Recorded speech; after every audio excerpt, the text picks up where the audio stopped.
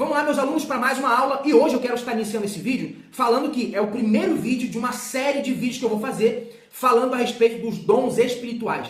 Eu recebi muitas perguntas aqui a respeito desse assunto. Arthur, eu tenho muita dúvida a respeito dos dons espirituais. Eu leio a Bíblia, leio várias coisas, mas não consigo compreender por que Deus não me deu dons espirituais. Eu não tenho dom de língua, eu não tenho dom de interpretação, eu não tenho o dom, por exemplo, da palavra de sabedoria, eu não tenho dom de conhecimento, enfim. Por que Deus não me deu dons espirituais? Calma o teu coração, porque no Novo Testamento existem mais de 20 dons espirituais. Eu vou te mostrar que você talvez tenha muitos dons ou mais de um e você não sabe. Então, calma o teu coração. Esse vídeo eu vou falar especificamente sobre os 5 ministérios. Efésios 4, verso de número 11. Então, eu vou te falar sobre apóstolo, profeta, evangelista, pastor e mestre. Tudo isso Deus deu à igreja. Arthur, esses 5 ministérios tem hoje na igreja? Tem. Então, eu vou te mostrar. Por que esses 5 ministérios ainda tem hoje na igreja?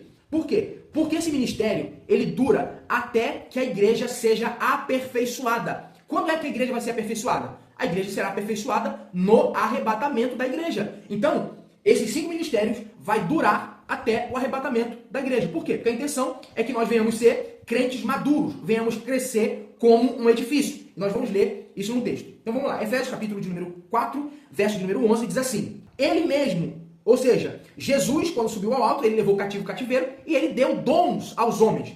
Então ele vai dizer, verso 11, e ele mesmo deu uns para apóstolos, outros para profetas, outros para evangelistas, outros para pastores e outros doutores. Então vamos entender isso aqui.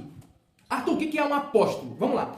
Um apóstolo, gente, ele é uma espécie de missionário. Ele tem a responsabilidade de ser um representante da palavra de Deus. Ele chega em um determinado lugar, prega a palavra, muita gente se converte e ali é estabelecida uma igreja, mas ele não fica plantado ali. O que ele faz? Ele deixa alguém responsável por cuidar daquele povo. Por exemplo, a Bíblia fala que o apóstolo Paulo deixou Timóteo em Creta para estabelecer presbíteros na igreja. Então ele deixou Timóteo ali com uma missão. E Timóteo, ele era um evangelista. Nós vamos falar sobre isso aqui. O que é ser um evangelista? Tem gente que tem vários outros dons.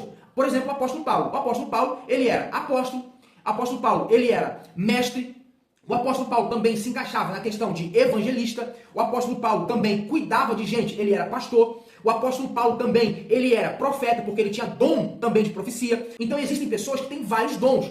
Paulo tinha esses 5 ministérios, tá? Vamos lá. Jesus também, ele tinha esses 5 ministérios. Jesus era o enviado, com a missão, ele veio aqui, ele era o apóstolo dos apóstolos, ele era o profeta dos profetas, ele era um evangelista também, Jesus era um pastor e também ele era um mestre. Então Jesus cumpre esses 5 ministérios. Paulo também cumpre esses 5 ministérios. Então eu expliquei para vocês que o apóstolo, ele tem essa característica de pregar, depois as pessoas se convertem, ele deixa alguém ali para cuidar das pessoas. Então ele é um representante da palavra de Deus que vai de cidade em cidade, de aldeia em aldeia, de país em país, pregando o evangelho, fazendo com que congregações venham ser estabelecidas e outras pessoas vêm e cuidam daquele povo que o apóstolo ele ganhou. Muito bem. Nós temos os profetas. Quem são os profetas?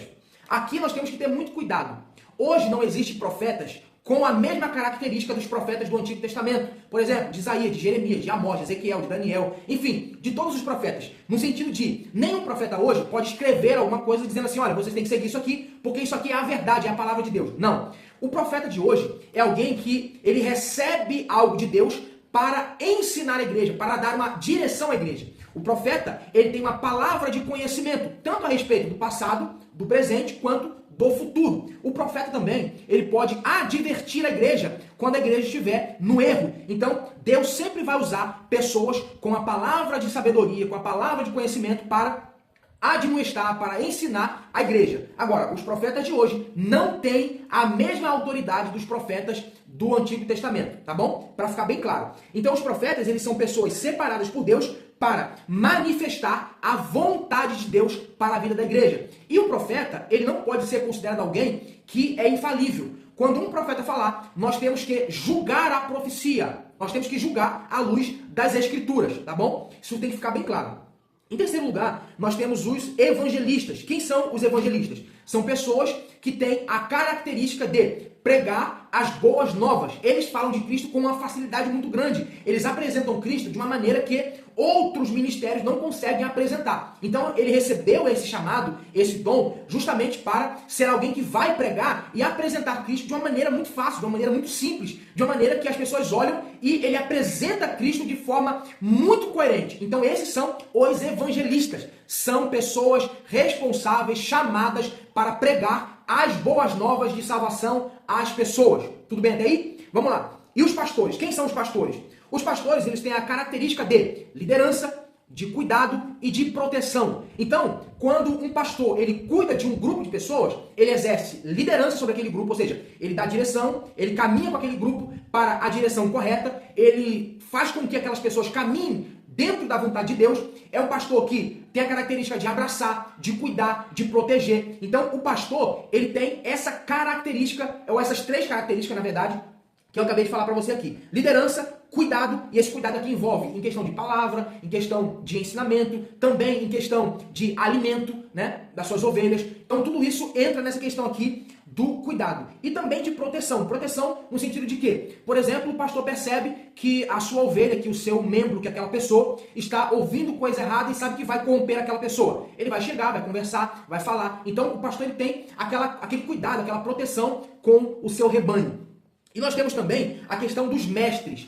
Qual é a finalidade do mestre? A finalidade do mestre é justamente ensinar a igreja, ensinar o corpo de Cristo para que eles andem dentro e em conformidade com a sua palavra. Então, o mestre é aquele que vai pegar a palavra e vai explicar de uma forma que as pessoas olhem e falam assim, poxa, eu não tinha parado para pensar nisso aqui. Isso aqui que ele está falando é uma compreensão que eu já li isso aqui várias vezes e não compreendi. Então, o mestre, ele tem uma facilidade de ensinar as escrituras, tá? Então, aqueles que ensinam sobre Deus e as responsabilidades humanas. Então, os mestres, ele tem essa capacidade de ensinar sobre as coisas de Deus e também sobre as responsabilidades dos homens a respeito da palavra de Deus. O que o homem tem que fazer? O que o homem tem que cumprir? Então, quais são os deveres do homem em relação à palavra de Deus? Essa é a característica dos mestres. Arthur, qual é o mais importante dentre esses ministérios? Não tem o mais importante. A questão é, Deus deu esses 5 ministérios, cada um exercendo de forma que foi chamado para fazer, e tem um motivo. O motivo está no verso de número 12. Olha só o que Paulo fala. O apóstolo Paulo fala que o propósito desses 5 ministérios é querendo o aperfeiçoamento dos santos para a obra do ministério, para a edificação do corpo de Cristo. Então, o que significa essa palavra edificação? É como se fosse uma casa sendo construída, com alicerce, com paredes, tijolo sobre tijolo, com amarração, com tudo certinho. Para quê? Para que cresça uma casa resistente a ponto de resistir vento, chuva, tempestade, ao tempo. Então, esses 5 ministérios é responsável justamente para isso, para que a igreja ela cresça saudável, ela cresça resistente. E o verso 13 vai dizer assim, ó, até que todos cheguemos à unidade da fé e ao conhecimento do Filho de Deus. Então esses 5 ministérios têm a responsabilidade de apresentar a Cristo. Todos nós devemos conhecer a Cristo através desses 5 ministérios. Então, se esses 5 ministérios fugirem dessa regra, que é apresentar Cristo à igreja de forma coerente, esses 5 ministérios não estão cumprindo. Se ele não apresentar Cristo de forma coerente, eles não estão cumprindo o seu dever, o seu chamado. E aí continua, verso 14, para que não sejamos mais meninos inconstantes, levados em roda por todo o vento de doutrina, pelo engano dos homens que com astúcia enganam fraudulosamente. Então assim, o propósito dos 5 ministérios é justamente levar a igreja ao aperfeiçoamento, levar a igreja à edificação, para que a igreja não se comporte mais como meninos na fé, como alguém que não tem resistência, pessoas que ouvem uma doutrina e logo se deixam levar por aquilo que estão ouvindo. Não. Quem é discipulada, treinada pelos 5 ministérios, é alguém que sempre está crescendo, se desenvolvendo no corpo de Cristo e alguém que está se tornando alguém resistente através do conhecimento de Cristo Jesus. Então eu apresentei para vocês aqui os 5 ministérios, expliquei qual é o propósito, espero que vocês tenham compreendido aquilo que eu expliquei para vocês e no nosso segundo vídeo eu vou falar sobre outros dons espirituais. Então espero que você curta esse vídeo, comente, compartilhe, deixe aqui a sua dúvida. Deus abençoe você, a sua casa e a sua família e eu espero você no próximo vídeo.